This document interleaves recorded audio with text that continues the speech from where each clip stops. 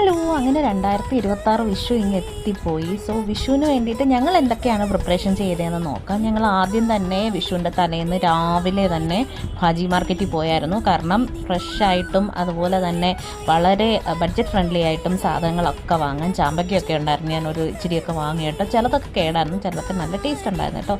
അങ്ങനെ കുറേ അധികം കണി വെക്കാനുള്ള ഐറ്റംസ് എല്ലാം വാങ്ങിയിട്ടുണ്ടായിരുന്നു. ഓൾമോസ്റ്റ് എല്ലാ ഐറ്റംസും നമുക്ക് അവിടെ കിട്ടിയിട്ടുണ്ടായിരുന്നു. അങ്ങനെ ഞങ്ങൾ നേരെ വീട്ടിലേക്ക് വന്നു. അന്നത്തെ ദിവസത്തെ ക്ലീനിങ് ഒക്കെ കഴിഞ്ഞതിന് ശേഷം ഞങ്ങൾ നേരെ രാത്രി ഒരു 10 മണി കഴിഞ്ഞതോടുകൂടി ഞാൻ കണിയൊക്കെ അങ്ങ് സെറ്റ് ചെയ്ത് വെച്ചു.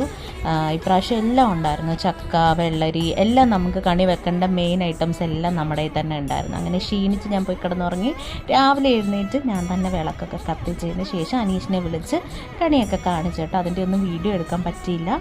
സോ ഇതാണ് ഞങ്ങളുടെ കുഞ്ഞു വിഷുക്കണി. അപ്പോൾ ഇഷ്ടപ്പെട്ടെങ്കിൽ like, share, comment and subscribe. അപ്പോൾ ഇത്രയേ ഉള്ളൂ. ബൈ.